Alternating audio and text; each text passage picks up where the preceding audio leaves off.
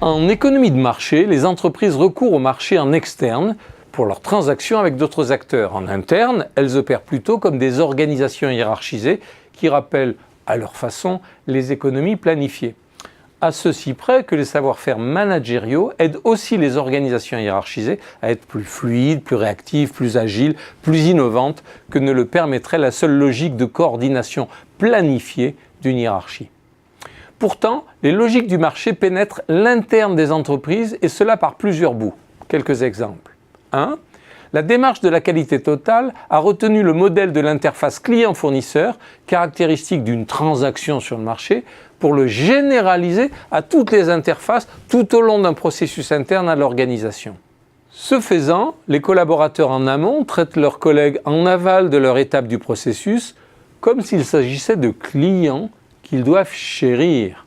Ce surcroît d'attention prêtée à ces interlocuteurs internes, comme s'il s'agissait de clients, assure une meilleure maîtrise des processus dont on sait qu'elles contribuent fortement à la démarche qualité.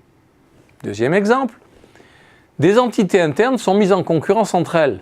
Ainsi, les usines de grandes multinationales peuvent être de facto en concurrence entre elles pour capter la fabrication des produits des différents chefs de produits globaux. Troisième exemple, des décisions stratégiques sont arbitrées en recourant à des marchés internes. Ainsi, pour choisir quel produit vendre dans quelle boutique, Hermès organise un marché interne.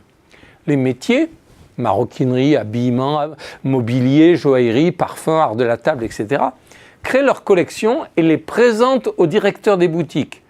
Ces derniers, réputés connaître mieux que quiconque les spécificités de leur clientèle, de leur environnement propre, décident seuls, pour l'essentiel, des produits qu'ils vendront ou non dans leur magasin. On le sent bien, la grande organisation cherche à alléger le rôle managérial de coordination de certaines tâches en recourant à l'initiative décentralisée via une logique de marché interne. Faut-il y voir une sorte d'abdication du management, une forme de défiance des dirigeants envers leurs équipes de management, ou la conviction que le mécanisme de marché est plus efficace que la coordination hiérarchisée? Peut-être un peu tout ça à la fois. Observons toutefois que les hiérarchies de certaines très grandes organisations reprennent la main et profitent d'un recours affiché et organisé au marché interne pour façonner les chaînes de valeur ajoutée et les prix de transfert afin de localiser les profits dans les États fiscalement les moins-disants et optimiser ainsi la pression fiscale globale.